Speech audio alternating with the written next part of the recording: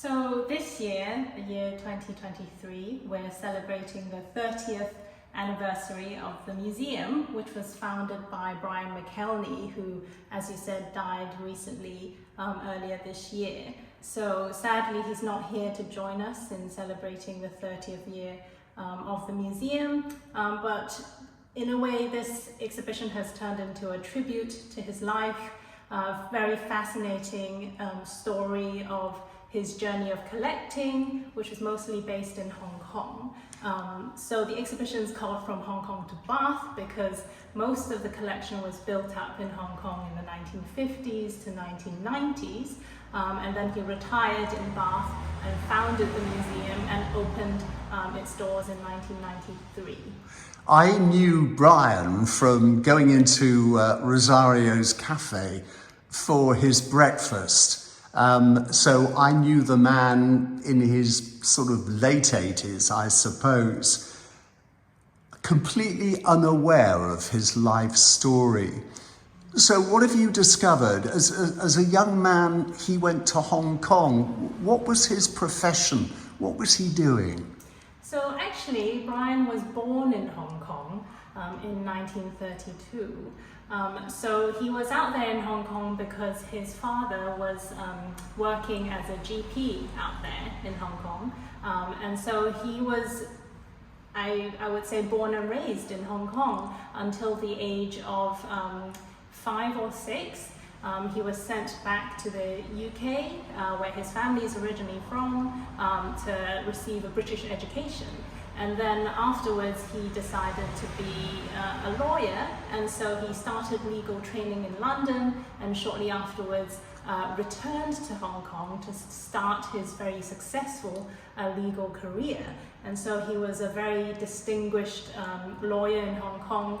He was the president of the Hong Kong Law Society, which is extremely prestigious society out there. So he was a distinguished lawyer, but also he found his passion in collecting in Hong Kong, and that was a very special time when the Hong Kong art market was really buoyant. So he was able to find really wonderful treasures that we are able to enjoy today in the museum.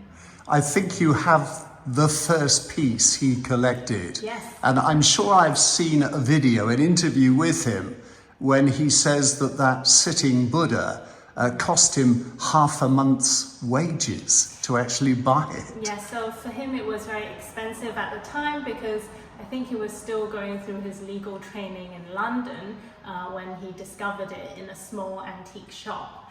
So it's actually one of the 30 highlight objects which we have on display now. So for this exhibition we have historical photographs revealing his life, but also we've selected 30 highlight objects to signify 30 years of the museum, of course. And one of those objects is this wonderful gilt bronze Buddha that he had purchased for £26 in 1955. A lot of money, I'm sure it was in those days too. Have you been able to understand why he was so fascinated with East Asian art, why he became such a passionate collector? Yes, so I think we have a few lovely quotes from Brian here. For example, he said here, "I had always known I was going to return to Hong Kong. It was where I had been born, it was where my father had spent his life, and I always considered it to be home." So he always had this wonderful connection with Hong Kong, which explains his interest in Chinese art specifically. But he also mentioned that when he was at school in the UK, there was a school teacher who really taught him how to appreciate art and got him interested in writing about art, and that really stuck with him throughout his life.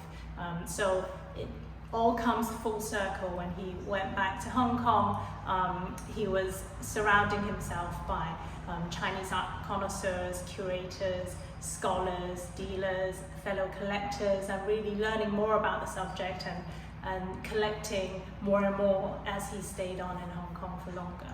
Ivy, how did he eventually end up in Bath, and how indeed did this museum come about? So when Brian was thinking about retirement, and where he would eventually leave his collection, he considered different places. And Bath was the place that he eventually decided on because this was a lovely city, and he would be close to members of his family who were around here in the UK, and he was able to find this wonderful Georgian townhouse, which just suited the size of the collection and was in a very lovely location. We're near the circus. So he decided that this would be the final place for his collection.